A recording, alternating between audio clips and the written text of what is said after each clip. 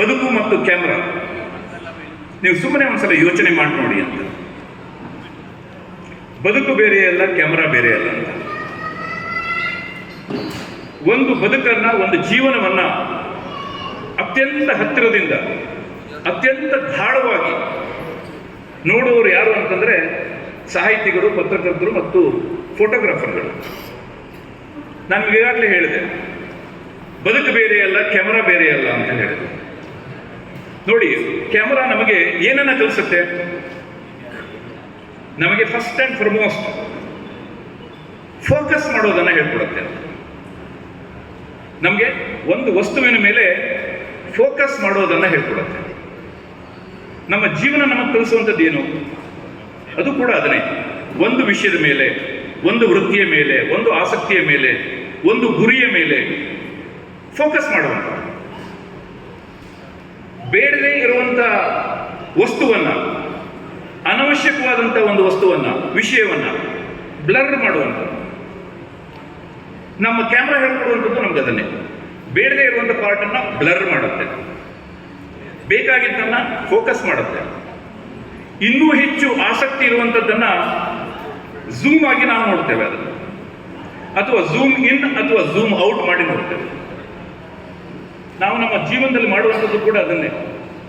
ಬೇಡದೇ ಇರುವಂಥದ್ದನ್ನ ಬ್ಲರ್ ಮಾಡ್ತೇವೆ, zoom out ಮಾಡ್ತೇವೆ, ಬಹಳ ಆಪ್ತವಾಗಿದ್ದನ್ನ ಝೂಮ್ ಇನ್ ಮಾಡ್ತೇವೆ, ಫೋಕಸ್ ಮಾಡ್ತೇವೆ.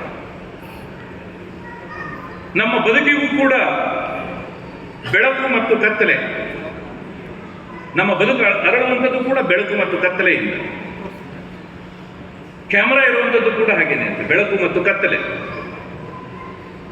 ನಿಮ್ಮ ಕ್ಯಾಮರಾ ಕಣ್ಣು ದೃಶ್ಯವನ್ನ ಗ್ರಹಿಸುವಂಥದ್ದು, ನಿಮಗೆ ತಲೆ ಕೆಳಗಾಗಿ ನಿಮ್ಮ ದೃಶ್ಯವನ್ನ ಅದು ಗ್ರಹಿಸುತ್ತೆ. ನಮ್ಮ ಕಣ್ಣು ಕೂಡ ಗ್ರಹಿಸುವಂಥದ್ದು ಹಾಗೇನೆ. ಅದು ರೆಟಿನಾ ಮೇಲೆ ಬಿದ್ದು ನಮ್ಮ ಆಪ್ಟಿಕ್ಸ್ ಮೇಲೆ ಅದು ಉಲ್ಟಾ ಆಗಿ ನಮಗದು ಸೀದವಾಗಿ ಕಾಣುತ್ತೆ. ನಮ್ಮ ಕಣ್ಣಿನಲ್ಲಿ ಆ ರೀತಿಯಾದಂಥ ಒಂದು ಮೆಕ್ಯಾನಿಸಮ್ ಇದೆ. ಕ್ಯಾಮರಾ ಕಣ್ಣಿನಲ್ಲೂ ಕೂಡ ಅದೇ ರೀತಿಯಾದಂಥ ಒಂದು ಮೆಕ್ಯಾನಿಸಮ್ ಇರುವಂಥದ್ದು. ಹೀಗಾಗಿ ನಾವು ಹೇಗೆ ನೋಡ್ತೇವೋ, ನಮ್ಮ ಕಣ್ಣು ಹೇಗಿದೆಯೋ, ನಮ್ಮ ಕ್ಯಾಮರಾ ಕಣ್ಣು ಕೂಡ ಹಾಗೇ ಇದೆ. ನಮ್ಮ ಜೀವನಕ್ಕೆ, ಮನುಷ್ಯನ ದೃಷ್ಟಿಗೆ, ಕ್ಯಾಮರಾ ಕಣ್ಣಿಗೆ ಮತ್ತು ಕ್ಯಾಮರಾ ನೋಟಕ್ಕೆ ಯಾವುದೇ ರೀತಿಯಾದಂಥ ಒಂದು ವ್ಯತ್ಯಾಸ ಇಲ್ಲ ಅಂತ. ಹೀಗಾಗಿ ಯಾರೋ ಅದು ಸುಮ್ಮನೆ ಹೇಳಿದ್ದಲ್ಲ, ರವಿ ಕಾಣದ್ದನ್ನ ಕವಿ ಕಂಡ, ಕವಿ ಕಾಣದೇ ಇರುವಂಥದ್ದನ್ನು ಫೋಟೋಗ್ರಾಫರ್ ಕಂಡ ಅಂತ ಹೇಳಿ ಸುಮ್ಮನೆ ಹೇಳಿದ್ದಲ್ಲ ಅಂತ. ಆ ಮಾತಿಗೆ ಒಂದು ವಿಶೇಷವಾದಂಥ ಒಂದು ಅರ್ಥ ಇದೆ. ಪತ್ರಕರ್ತರಾದವರಿಗೆ ಮತ್ತು ಫೋಟೋಗ್ರಾಫರ್ಸ್ ಆದವರಿಗೆ ಒಂದು ಮಾತನ್ನ ಕೇಳ್ತಾ ಇದ್ರು, ನೀವು ಏನು ಮಾಡ್ಕೊಂಡಿದ್ದೀರಿ ಅಂತ. ಇಲ್ಲ, ನಾನು ಪತ್ರಕರ್ತನಾಗಿದ್ದೀನಿ ಅಥವಾ ಫೋಟೋಗ್ರಾಫರ್ ಆಗಿದ್ದೀನಿ, ನಾನು ಫೋಟೋಗ್ರಾಫರ್ ಆಗಿದ್ದೀನಿ ಅಂತ ಹೇಳ್ತಾ ಇದ್ರು.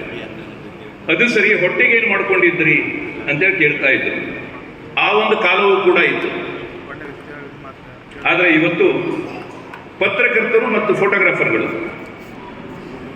ಅವರು ಬೇರೆ ವೃತ್ತಿಗಳಲ್ಲಿ ಇರುವವರ ಹಾಗೆ ಅತ್ಯಂತ ಗೌರವದಿಂದ, ಮರ್ಯಾದೆಯಿಂದ, ಘನತೆಯಿಂದ ಮತ್ತು ಹಣಕಾಸಿನ ಸ್ಥಿತಿವಂತಿಕೆಯಿಂದ ಇವತ್ತು ತಲೆ ಎತ್ತಿ ಬಾಳುವಂತಹ ಒಂದು ಗೌರವಾನ್ವಿತ ವೃತ್ತಿಯಾಗಿ ಇವತ್ತು ಇದು ಹೊರಹೊಮ್ಮಿದೆ. ನೀವು ಎಷ್ಟು ಜನ ಫೋಟೋಗ್ರಾಫರ್ಸ್ ಅವರ ಹೆಸರನ್ನ ಕೇಳಿದಿರೋ ಗೊತ್ತಿಲ್ಲ ನನಗೆ. ನನ್ನ ಒಬ್ಬರು ಸ್ನೇಹಿತರಿದ್ದಾರೆ, ಅವರ ಹೆಸರು ವಿಜಯ ಈಸಮ್ ಅಂತ. ಬಹುಶಃ ಸೋನಿ ಮತ್ತು ನಿಕಾನ್ ಕಂಪನಿಯ ಪ್ರತಿನಿಧಿಗಳಿದ್ದರೆ ಅವರ ಹೆಸರನ್ನ ಕೇಳಿರ್ಬೋದು, ಅಥವಾ ನೀವು ಅವರ ಇನ್ಸ್ಟಾಗ್ರಾಮ್ನಲ್ಲಿ, ಫೇಸ್ಬುಕ್ನಲ್ಲಿ ನೀವು ಅವ್ರನ್ನ ನೋಡ್ಬೋದು.